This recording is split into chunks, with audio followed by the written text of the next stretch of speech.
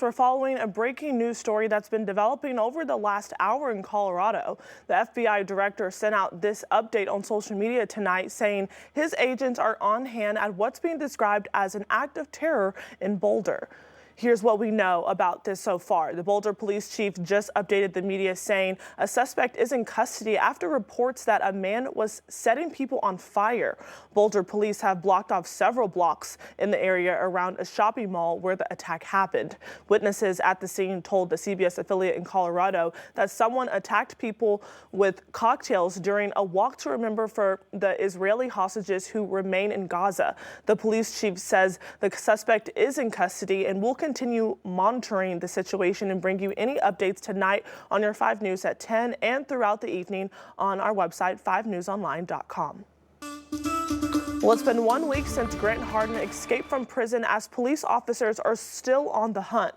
5 News reporter Parker Abels breaks this down as we enter into the second week. Parker? Yeah, Rachel, Grant Harden has been on the run since last Sunday when he escaped from North Central Unit Prison in Calico Rock. Today marks exactly 1 week that police have been searching for him all across northern Arkansas. Now the reward for information leading to Harden's whereabouts has gone from $10,000 all the way up to $25,000 as it stands now. Harden, of course, was in prison for both rape and murder and escaped using a makeshift police uniform, walking out of the prison on his own. This story has grown in popularity all over the country as search continues, and officials believe the reward is a testament to just how dangerous he is. I think that speaks to how much of a threat they view this and how dangerous. You know, we've said from day one, you know, you look at the charges that Mr. Harden had and everything. This is an individual that they do not want out on the loose. You've heard other reports of, you know, people who have had you know, interactions and dealing with him in the past and kind of the things that they have said about it. The search to find Harden continues as there have been multiple possible sightings of him, one including Sebastian County. We'll continue to update you as this story develops. Parker Abels, 5 News. All right, thanks, Parker. With the manhunt now in its second week, you can follow any developments on the search as it continues to expand on our website, 5newsonline.com. We'll bring you any developments as soon as they come into our newsroom. 2 deadly crashes that happened this weekend in our area. A 3-car crash that happened Friday night around 11:15 in Logan County claimed 3 lives. State police say 20-year-old Mackenzie Arthur and a minor died in the crash on Highway 109 near the Morrison Bluff Bridge. The other crash happened yesterday afternoon in Benton County. State police say 56-year-old Juan Magdaleno crashed his motorcycle north of a P Ridge off of Highway 265. No other vehicles were involved in the crash.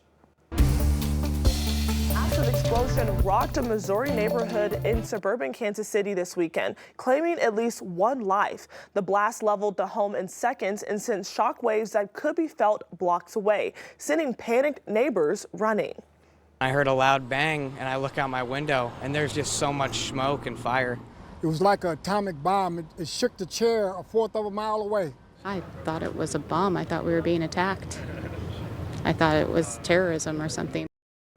The exact cause is still under investigation. Gas service was temporarily shut off as a precaution, then restored a few hours later. The ATF is now working alongside fire inspectors.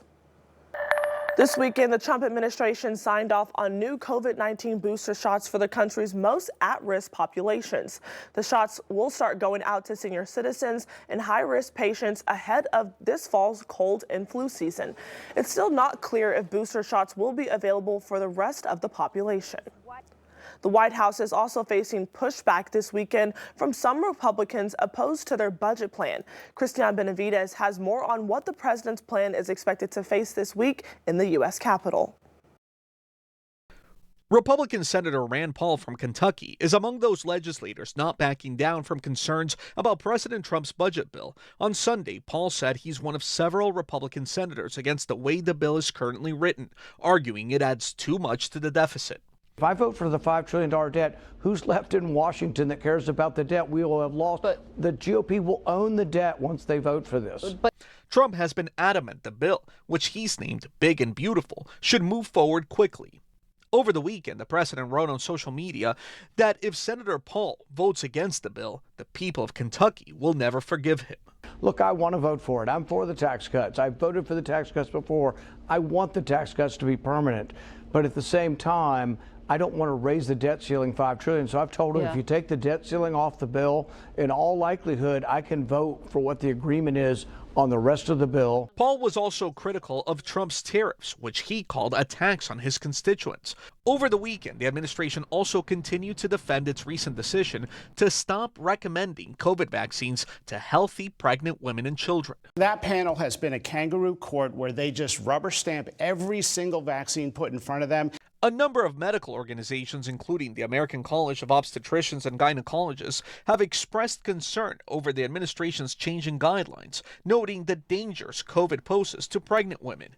The FDA commissioner said on Face the Nation it's best for patients to consult with their doctors over COVID vaccines going forward. Cristian Benavides, CBS News.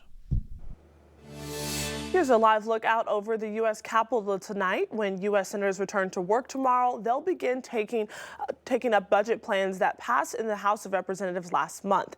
If any changes are made in the Senate, the bill has to go back to the House, where it was passed by only one vote.